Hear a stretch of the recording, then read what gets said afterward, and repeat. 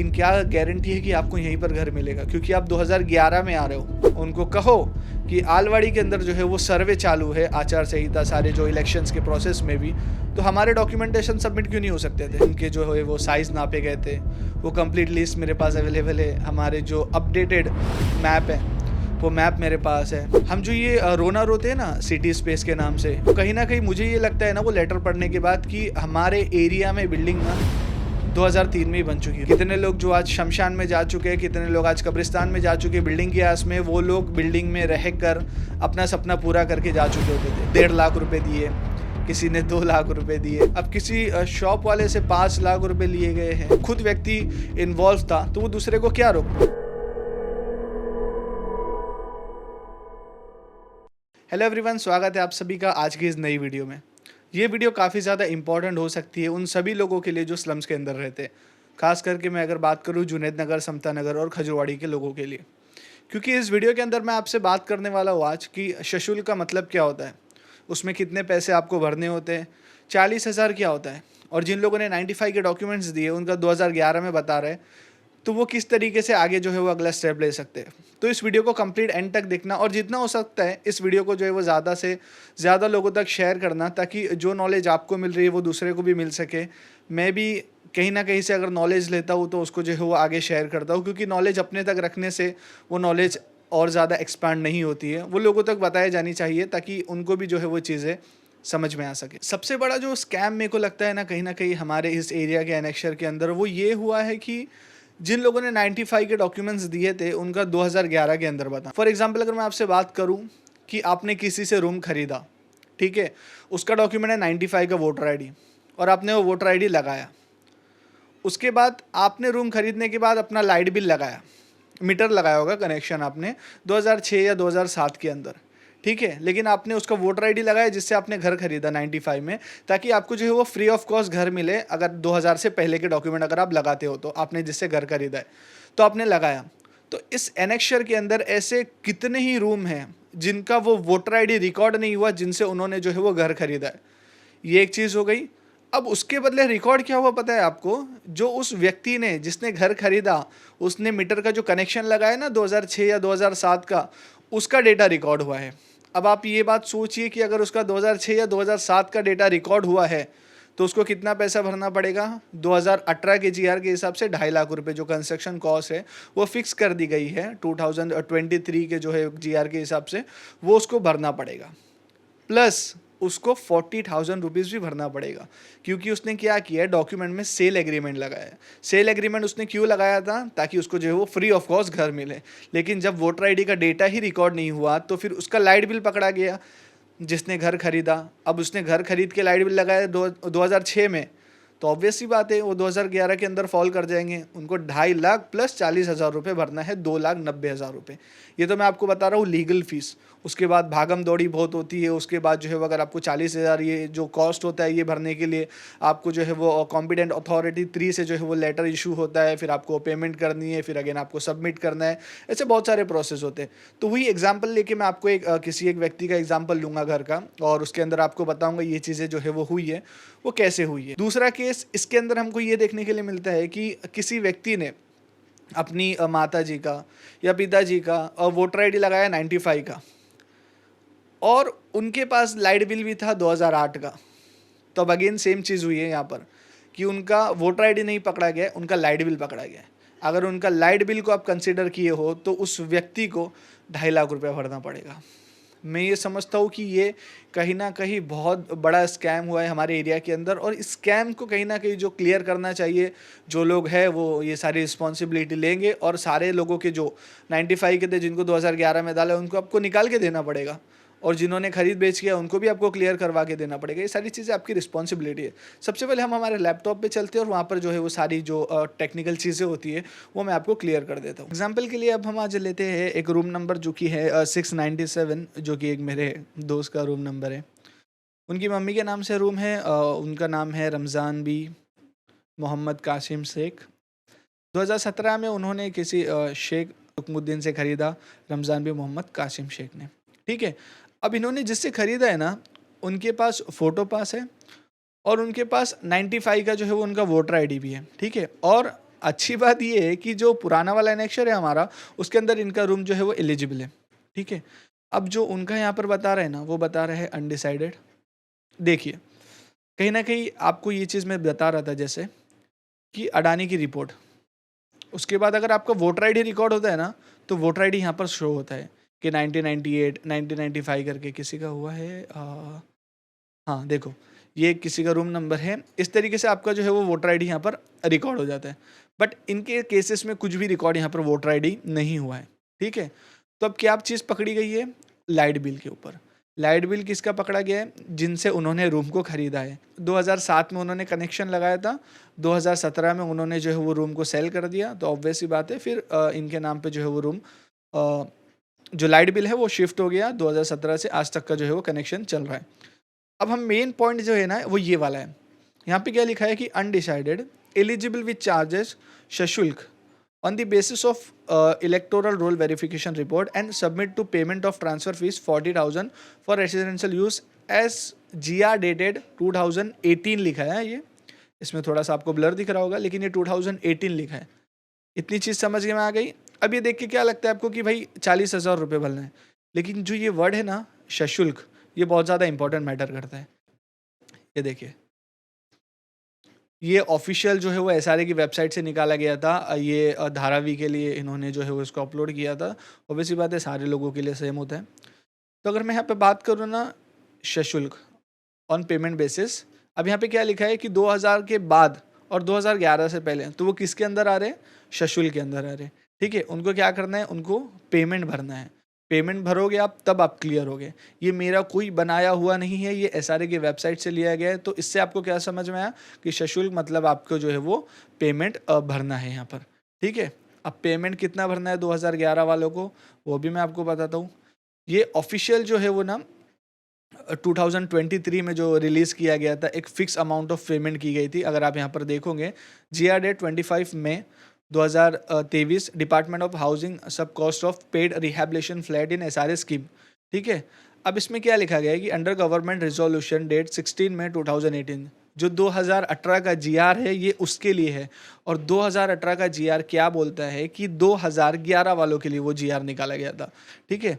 अब इसमें देखो बहुत क्लियरली लिखा गया है 16 May 2018 the cost of rehabilitation flat for the hut holders eligible for paid rehabilitation under scheme rehabilitation is hereby fixed at 2.5 lakh. आगे सामने 2.5 लाख रुपए आपको भरना है। किन लोगों को भरना है? 2018 वालों को। समझ गए आप? 2018 के GR वालों को। और वो कौन है? 2011 वाले हैं। तो हमको ये बात से ये चीज़ समझ में आती है कि जो 2011 में जिनको डाला गया है उनको कितना पैसा भरना पड़ना है?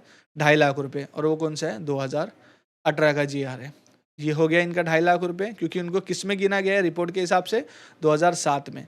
2007 मतलब 11 में वो आ गए।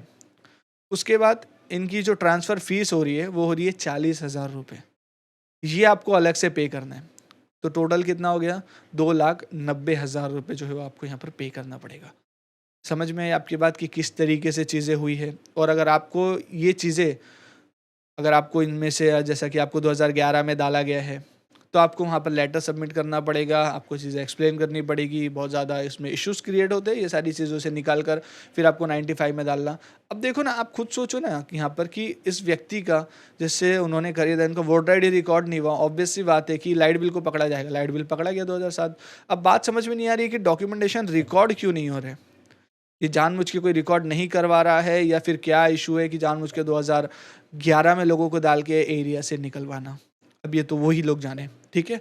अगर ये चीज़ मैं समझता हूँ कि ये मिस्टेक से हो रही है, गलती से हो रही है, तो उनके 6 रूम के साथ गलती क्यों नहीं हुई? ये हमारे लोगों के साथ गलती क्यों हुई? जुनैद नगर, समता नगर, खजूरवाड़ी के लोगों के साथ गलती क्यों हुई? उनके तो सारे डेटा प्रॉपर रिकॉर्ड होते हैं। बहुत ज़्यादा सोचने वाली बात है, आप इस पे सोचो। और मैं ये लोगों से कहूँगा कि जिसके भी रूम के आगे एंड में ये आप 4 लाइन पढ़ना, एलिजिबल विथ चार्जेस लिखा है सशुल्क और 40,000, तो आप समझ के चलना 2,90,000 रुपये आपको पे करना है। और अगर किसी को कोई चीज़ नहीं समझ में आ रही है तो आप हमसे पूछ सकते हो, हम डेफिनेटली आपको गाइड करेंगे। अब ये जो पूरा जो चीज़ें समझने का कॉन्सेप्ट है ना, ये मैंने अपने से चीज़ें समझी है, मैंने एसआरए में जाके भी इंक्वायरी की है, उन्होंने भी यही कहा है।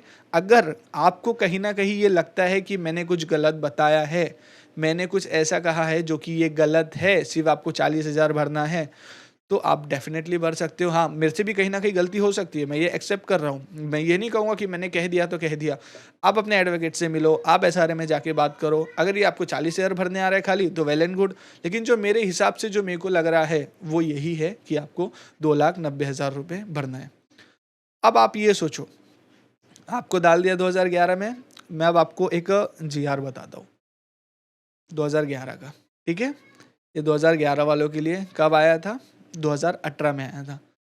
अब इसके अंदर ना एक इंटरेस्टिंग चीज़ आपको बताता हूँ, क्योंकि ये आपके लिए क्यों इतना ज़्यादा जो है वो ना चिंता की बात हो सकती है अगर आपका रूम 2011 में आया है 95 का रहते हुए भी।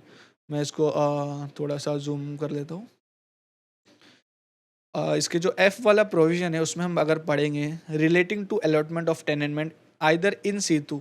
इन सितु का मतलब क्या होता है? उसी जगह पे, और यहाँ पे क्या लिखा है? और या फिर अदरवाइज दूसरी जगह पे आपको ओनरशिप दिया जाएगा या फिर आपको भाड़े पे रखा जाएगा। किन लोगों को?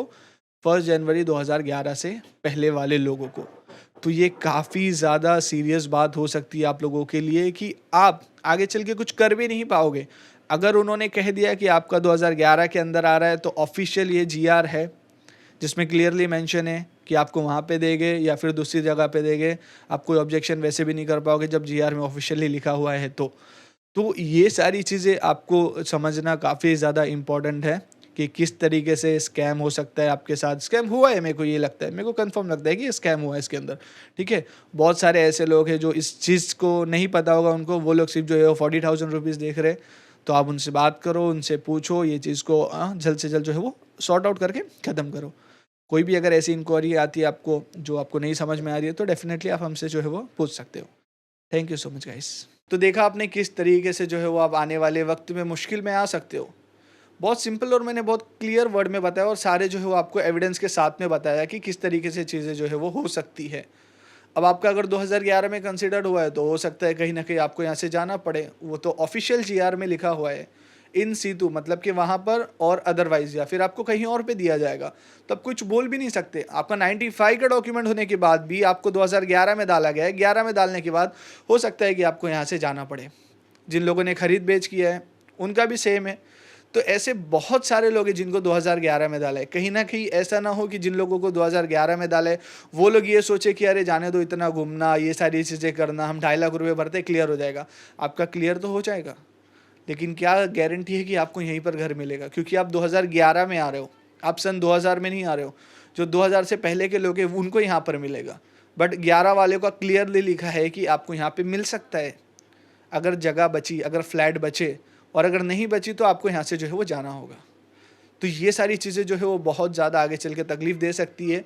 तो ये सारी रिस्पॉन्सिबिलिटी आप जो है वो उनके ऊपर डालो, वो सारी चीज़ें करा के लेंगे। उनको कहो कि आलवाड़ी के अंदर जो है वो सर्वे चालू है, आचार संहिता, सारे जो इलेक्शंस के प्रोसेस में भी, तो हमारे डॉक्यूमेंटेशन सबमिट क्यों नहीं हो सकते थे? हमने किया हमारे डॉक्यूमेंटेशन सबमिट, मैंने किया, नौशाद भाई के किए हमने, मोहब्बत सर के किए, कितने लोगों के हमने डॉक्यूमेंटेशन सबमिट किया है सारे के अंदर। हमारे पास रिसीव है, हमारा सारी चीज़ें वर्किंग है, सारी चीज़ें चालू है। उनको कहो ये करा के दे करके, और वो करा के देंगे। कहीं ना कहीं हमारा पात्र भी कराने की उनकी रिस्पॉन्सिबिलिटी है, ये हमारी रिस्पॉन्सिबिलिटी नहीं है। उन्होंने ठेका लिया है ना, वो सेक्रेटरी बने बैठे हैं ना, तो करा के दे सारे लोगों के अंदर। अगर मैं आपसे बात करूं कि कुछ चीज़ों के बारे में, तो आपको सबसे पहले जो है वो उनको भी बता देता हूँ कि बहुत सारे ऐसे लोग हैं उनको चीज़ें समझ में नहीं आती है। तो आपको एक अगर आप अपने से करवाना चाह रहे हो, अपने से करना चाह रहे हो, तो वेल एंड गुड, आप भी कर सकते हो या फिर उनको दे सकते हो। अगर आप अपने से करोगे तो आपको कवरिंग लेटर बनाना पड़ेगा, जिसके अंदर आपको मेंशन करना पड़ेगा कि आपका घर जो है वो अनडिसाइडेड क्यों आया है। आपने उस चीज़ को मेंशन की, उसके बाद आपको आई गेस एनेक्चर 3 का जो फॉर्म आता है और 4 का आता है, तो वो दोनों भी आपको सबमिट करने हैं साथ में। उसके अंदर आपकी फ़ोटोज़ लगेगी, आपका जो एनेक्शर, जो फाइनल एनेक्शर के अंदर अनडिसाइडेड आया उसका एक प्रिंट लगेगा, सारे आपके डॉक्यूमेंटेशन लगेंगे, आपका वोटर आईडी जो सबसे ज़्यादा इंपॉर्टेंट है सर्टिफाइड, वो अभी लगेगा। आप अगर आपके पास वोटर आईडी सर्टिफाइड नहीं है तो आपको फॉर्म भर के जो है वो सबमिट करना है, और जो है वहाँ से आप अपने वोटर आईडी का सर्टिफाइड कॉपी ले सकते हो, जो सारी चीज़ें प्रोसेस में आपके काम आएगी। उसके बाद मेरे पास कुछ ऐसी बहुत सारी चीज़ें हैं बोलने के लिए, बहुत सारी चीज़ें आप लोगों को बताने के लिए।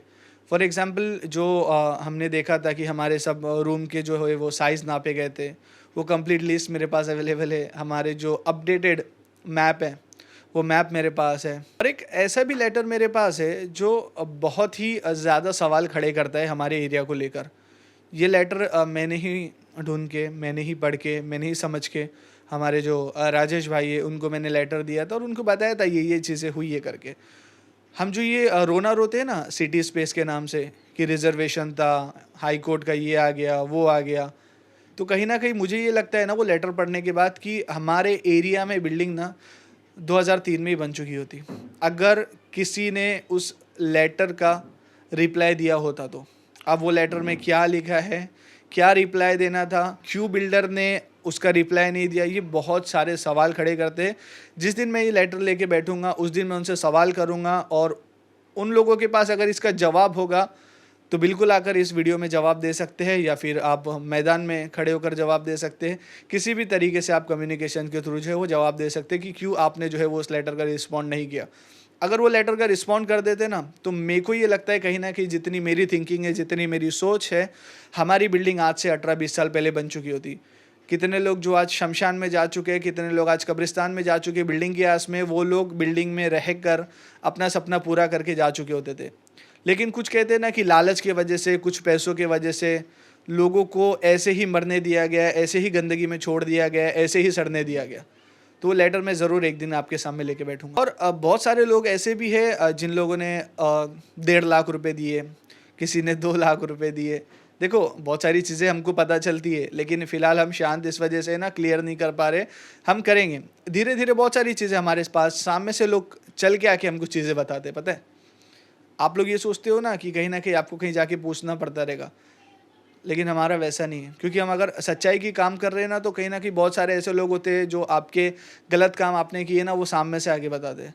अब किसी शॉप वाले से 5 लाख रुपए लिए गए हैं। अब ये तो चीज़ मैंने वेरीफ़ाई फ़िलहाल नहीं की है, बट स्टिल लोग आके ऐसा बोलते हैं।